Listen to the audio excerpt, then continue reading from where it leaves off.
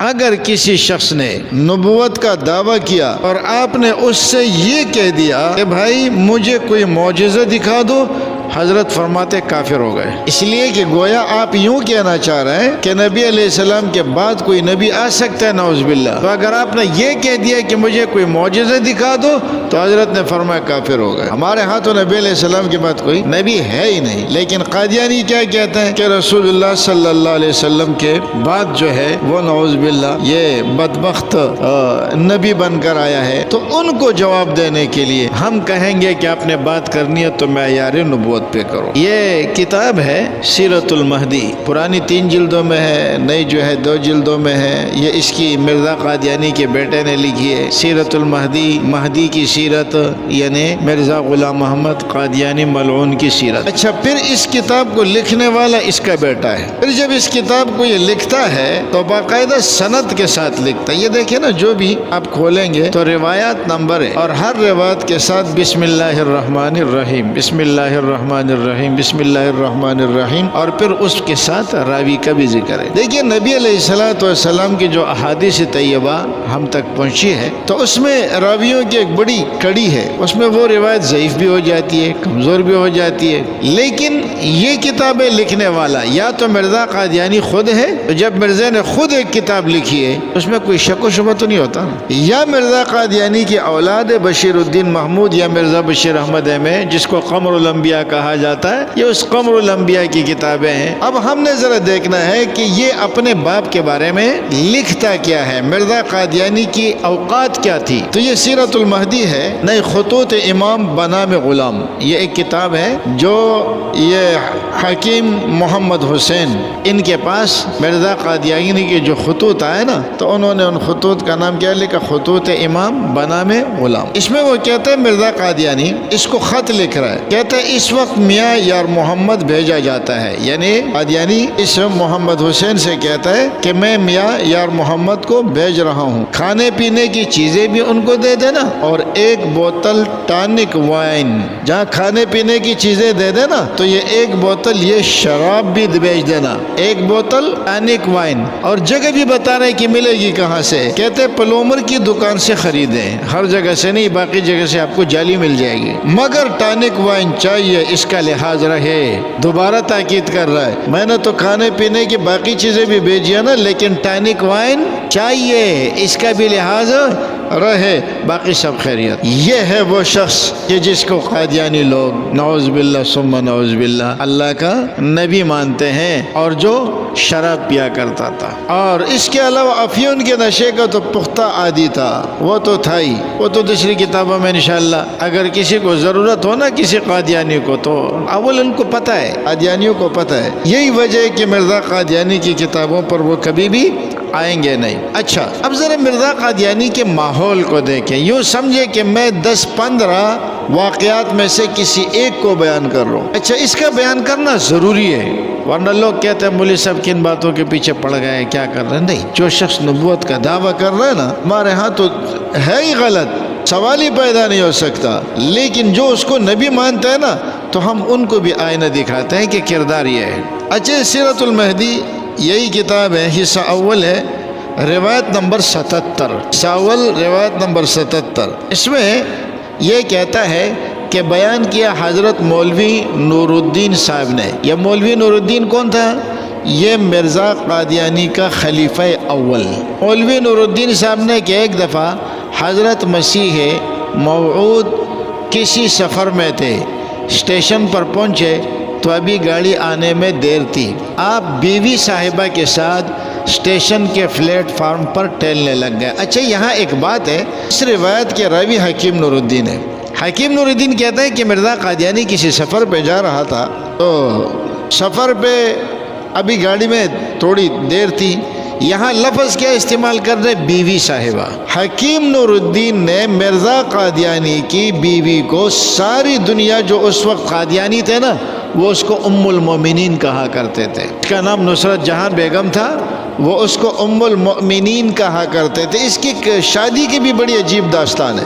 اس مرزا قادیانی کی جو پرانی بیوی تھی جس کا نام تھا حرمت بی بی، اس کو اور اس کے بیٹے کو عاق کر دیا، بیٹے کو طلاق دلوا دی، صرف محمدی بیگم کے معاملے میں کہ یہ ان سے نکاح کرنے کے چکر میں تھے اور یہ ان کے خلاف تھے، اور پھر اس بیوی کو بھی طلاق دے دی، حرمت بیوی کو۔ اس نے کہا میں بوڑھی عورت ہوں، مجھے طلاق کیوں دے رہا ہوں، مجھے کچھ نہیں چاہیے تم سے، بس کم از کم رکھو تو صحیح تھا کہ مجھے پتہ ایک شوہر کے نیچے تو رہوں۔ محمدی بیگم کی قصہ بہت بڑی کہانی ہے، 15 سال کی لڑکی اور 50 سال کا بوڑھا، وہ اپنی جگہ آئے گا۔ تو اس عورت جس کا نام نصرت جہاں بیگم ہے، اور آپ کو گوگل پہ اس کی تصویر بھی مل جائے گی، قادیانی اس کو اما جان کہتے ہیں اور حضرت ام المومنین کہتے ہیں۔ یہ تصویر کا پتہ اس لیے دے رہا ہوں تاکہ آپ کو پتہ چلے کہ ان کی ام المومنین اس لیول کی عورت ہے جس کو ام المومنین کہتے ہیں۔ یہ تو منع کرتا ہے کہ یہ نہیں ہے، لیکن مشہور یہی ہے، واللہ عالم، اور لگ بھی یہی رہا ہے۔ چلے کہ پینٹ شرٹ پہنا ہوا ہے، انگریزوں والا لباس ہے، اور ہے ام المومنین۔ تو بہرحال یہ ایک سوال ہے قادیانیوں کے ذمے کہ حکیم نور الدین اس عورت کو ام المومنین کیوں نہیں کہتا تھا، ایک بات۔ دوسری بات، جب مرزا قادیانی مرا تو اس شخص کو خلیفہ بنانے میں اس نصرت جہاں بیگم کا بہت بڑا ہاتھ تھا۔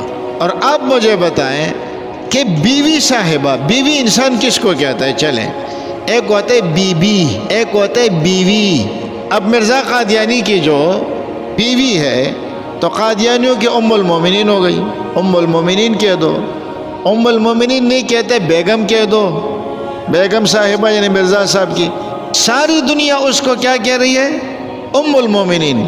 لیکن حکیم نور الدین کیا کہہ رہے ہیں؟ بیوی صاحبہ، بیوی صاحبہ۔ اور معذرت کے ساتھ یہ بات مشہور ہے قادیانیوں میں بھی کہ مرزا قادیانی کا جو بیٹا ہے جس کو بشیر الدین محمود کہا جاتا ہے، جو ان کا خلیفہ تھا ثانی، یہ بشیر الدین محمود کے بارے میں یہ بات مشہور ہے کہ مرزا قادیانی کا بیٹا نہیں ہے، یہ حکیم نور الدین کا بیٹا ہے۔ اس وجہ سے وہ اس کو بیوی صاحبہ کہتا تھا، لیکن یہ ہے کہ ام المومنین یا اس قسم کا کوئی لفظ وہ استعمال نہیں کرتا تھا۔ یہ حکیم نور الدین کہتا ہے کہ ابھی گاڑی آنے میں دیر تھی، آپ بیوی صاحبہ کے ساتھ اسٹیشن کے پلیٹ فارم پر ٹہلنے لگ گئے۔ یہ دیکھ کر مولوی عبدالکریم صاحب، جن کی طبیعت غیور اور جوشیلی تھی، وہاں کوئی مولوی تھے، مولوی عبدالکریم، جن کی طبیعت میں غیرت تھی، میرے پاس آئے اور کہنے لگے کہ بہت لوگ اور پھر غیر لوگ ادھر ادھر پھرتے ہیں، آپ حضرت صاحب سے عرض کریں کہ بیوی صاحبہ کو کہیں کہیں الگ بٹھا دیا جائے۔ یعنی یہ جو ام المومنین ہے نا، یہ بازار میں جو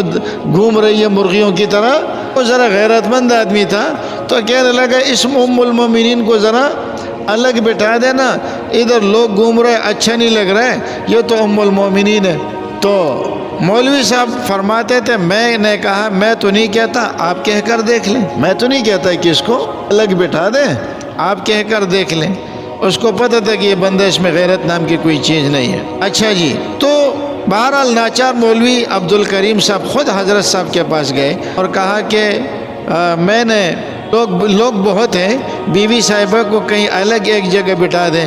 حضرت نے فرمایا، جاؤ جی، میں ایسے پردے کا قائل نہیں ہوں، جاؤ جی، میں ایسے پردے کا قائل نہیں ہوں۔ اور جب تصویر دیکھیں گے تو آپ کو قادیانیوں کے ام المومنین کا بھی پتہ چل جائے گا۔ اسی عورت کا راج چلتا تھا گھر کے اندر، یہاں تک یہ اتنی پاورفل خاتون تھی کہ مرزا قادیانی کے بعد جو خلیفہ بنا ہے، کس کو؟ حکیم نور الدین کو بنایا۔ اور حکیم نور الدین کے بعد جو جھگڑے ہوئے تو پھر اس میں اس کو بنایا بشیر الدین محمود کو۔ تو اس کی غیرت کا یہ حال ہے کہ ایک بندہ اسٹیشن پر ایسا ہے کہ جس میں کچھ غیرت ہے، ورنہ اس کو بھی یہ کہا گیا میں ایسے پردے کا قائل نہیں ہوں، تو کیسے پردے کا قائل ہے؟ تیری بیوی ام المومنین مرغیوں کی طرح لوگوں کے ساتھ گھومتی رہے، تجھے کوئی اعتراض نہیں۔ اور اس سے آگے جا کے دیکھیں، اس میں یہ آتا ہے کہ حضرت مرزا قادیانی کے امرتسر جانے کی خبر سے بعض احباب بھی مختلف شہروں سے وہاں آ گئے، یعنی امرتسر آ گئے۔ چنانچہ کپورتھلہ سے محمد خان صاحب مرحوم اور منشی ظفر احمد صاحب بہت دنوں وہاں ٹھہرے رہے۔ گرمی کا موسم تھا، منشی صاحب اور میں اور ہر دو نحیف البدن اور چھوٹے قد کے آدمی ہونے کے سبب ایک ہی چارپائی پر دونوں لیٹ جاتے تھے۔ بہرحال اس میں قصہ بیان کرتا ہے کہ ایک دفعہ یہ ہوا کہ جو مولوی صاحب تھے وہ تھیٹر چلے گئے، فلم کا تماشا دیکھنے کے لیے سینما ہال چلے گئے۔ تو صبح حضرت صاحب کو پتہ چلا، حضرت صاحب کے پاس میری شکایت کی کہ حضرت مفتی صاحب رات کو تھیٹر گئے تھے۔ تو حضرت صاحب نے فرمایا ایک دفعہ ہم بھی گئے تھے تاکہ معلوم ہو کہ وہاں کیا ہوتا ہے، ایک دفعہ ہم بھی وہاں मूवी देखने के लिए गए थे सिनेमा हॉल में, हम भी फिल्म देखने के लिए गए थे ताकि हमें पता चले कि वहाँ क्या होता है। अनेक वाइन ये इस्तेमाल करता है। इस तरह इसके अलावा घर की हालत आपने ये देख ली। इसी तरह सिनेमाओं में जाकर की फिल्में देखना, ये भी मिर्ज़ा साहब इसको छोड़ें। आगे अल-फज़ल कादियान इनका एक अखबार छपता था, उसके रिसाले से आता है कि ये अल-फज़ल अगस्त 1938 का है, 31 अगस्त 1938 का ये रिसाला है, अखबार है।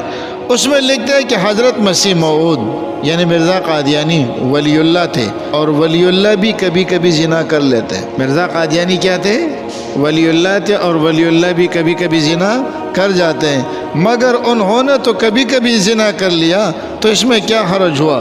फिर लिखे कि हमें हज़रत मसीह मऊद पर एतराज़ नहीं है, इसलिए कि वो कभी कभी ज़िना करता है। क्योंकि वो कभी कभी ज़िना करता है, हमें एतराज़ मौजूदा खलीफा पर है, क्योंकि वो हर वक्त ज़िना करता रहता। और वो खलीफा कौन था? ये इस मिर्ज़ा कादियानी का बेटा था। इस मिर्ज़ा कादियानी के ख़िलाफ़ सैकड़ों शहादतें ज़िना की आई है, और जिसको हमारे बाकायदा भाई खालिद मतीन साहब ने जो किताब लिखी है उसमें बाकायदा तौर पर मिर्ज़ा कादियानी की ये कैफियतें लिखी हैं, और जिन जिन लोगों की है वो तो आगे इंशाअल्लाह इनके कुछ वाक़यात में बयान करूँगा। इरादा तो आज बयान करने का था कि मिर्ज़ा कादियानी ये जितनी खादिमात थी इसकी, वो सारी की सारी औरतें थी। ये जहाँ रहता था और इसकी खिदमत के लिए जो औरतें इनकी टांगें दबाया करती थी, मर्द नहीं थे, औरतें थे। खाना कौन लाया करती थी, तेल कौन लगाया करते थे, कोई एक भी मर्द नहीं है। रात की चौकीदारियाँ कौन करने वाली थी, रात को पंखा झूलने वाले।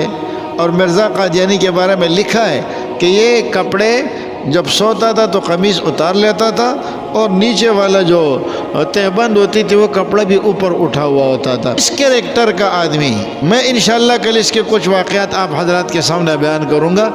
इस कैरेक्टर के आदमी को अगर कोई कहता है ये अल्लाह का नबी है, भाई हम तो, हमारे यहाँ तो सवाल ही पैदा नहीं हो सकता ना, हमारे यहाँ तो कहानी ख़त्म है।